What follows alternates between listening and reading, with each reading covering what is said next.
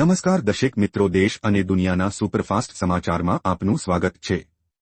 આજના તાજા અને સૌથી મોટા સમાચાર જાણીએ પહેલા ચેનલને સબસ્ક્રાઇબ કરી નાખજો। ગેસ સિલિન્ડર નવા નિયમો। 1. કેવાયસી ફરજિયાત। હવે ગેસ સિલિન્ડર બુક કરવા માટે કેવાયસી પ્રક્રિયા પૂર્ણ કરવી ફરજિયાત રહેશે। આ અંતર્ગત મોબાઈલ નંબર સાથે આધાર કાર્ડ લિંક કરવું જરૂરી રહેશે। 2. ઓટીપી ચકાસણી। ગેસ સિલિન્ડરની ડિલિવરી સમયે ઓટીપી વેરિફિકેશન ફરજિયાત રહેશે। આનાથી છેતરપિંડીની શક્યતા ઘટી જશે। 3. સબસિડીમાં ફેરફાર। ગેસ સબસિડી હવે લાભાર્થીના બેંક ખાતામાં સીધી ટ્રાન્સફર કરવામાં આવશે। તેનાથી નકલી લાભાર્થીઓ અટકશે। 4. 2 સિલિન્ડરોની મર્યાદા। હવે 1 મહિનામાં માત્ર 2 સિલિન્ડર બુક કરાવી શકાશે। બ્લેક માર્કેટિંગ રોકવા માટે આ પગલું લેવામાં આવ્યું છે। 5. Smart gas cylinder. ગેસ સિલિન્ડરમાં સ્માર્ટ ચિપ્સ લગાવવામાં આવશે જે વપરાશ અને વિતરણની માહિતી આપશે। પરેશ ગોસ્વામીની આગાહી। હવામાન નિષ્ણાત પરેશ ગોસ્વામીએ નવી આગાહી કરી છે। તેમણે કહ્યું કે ગુજરાતમાં 28મી ફેબ્રુઆરી સુધી આ ઝડપથી પવન ફૂંકાતા રહેશે। 28મી ફેબ્રુઆરી બાદ પવનની ઝડપમાં વધારો થઈ શકે છે અને તે 18 થી 22 કિલોમીટર પ્રતિ કલાક ઝડપ ફૂંકાશે। પવનની દિશા એક સરખી નહીં હોય। તાપમાનને લઈ અત્યારે મિશ્ર ઋતુ જોવા મળે છે। દિવસે ઉનાળાની તો રાત્રે શિયાળાની ઋતુનો અહેસાસ થાય છે।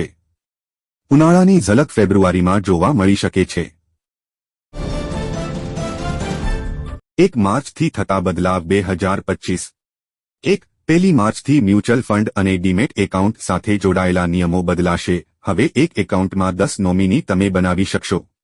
એ અંતર્ગત રોકાણકારોએ દરેક નોમિની વિગત આપવી પડશે જેની અંદર પાન કાર્ડ, ડ્રાઇવિંગ લાયસન્સ, આધાર કાર્ડના છેલ્લા 4 અંકો જેવી ઓળખ નોમિનીને આપવી પડશે। મ્યુચ્યુઅલ ફંડ અને ડીમેટ એકાઉન્ટ સાથે જોડાયેલા નિયમો 1 તારીખથી બદલાઈ જશે।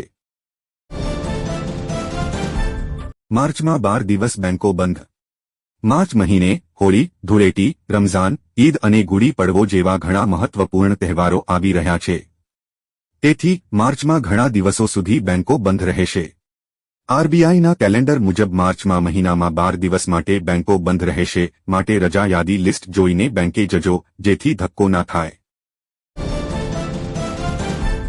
આજના ખેડૂત સમાચાર। આજે અમરેલી માર્કેટ યાર્ડમાં વિવિધ જણસીની હરાજી કરવામાં આવી હતી, જેમાં આજે કપાસના બજારમાં મંદીનો માહોલ જોવા મળ્યો હતો। કપાસના 1 અમણના ભાવમાં 33 રૂપિયાનો ઘટાડો નોંધાયો હતો અને 925 થી 1465 રૂપિયા સુધી ભાવ રહ્યા હતા। બીજી તરફ મગફળીના ભાવમાં 40 રૂપિયાનો વધારો થયો હતો। મોટી મગફળીના ભાવ 800 થી 1130 રૂપિયા, મગફળી મઠડીના ભાવ 800 થી 1097 રૂપિયા અને મગફળી ગિરનારના ભાવ 1065 થી 1156 રૂપિયા સુધી નોંધાયા હતા। આજે કુલ 1985 ગુણી મગફળીની આવક થઈ હતી।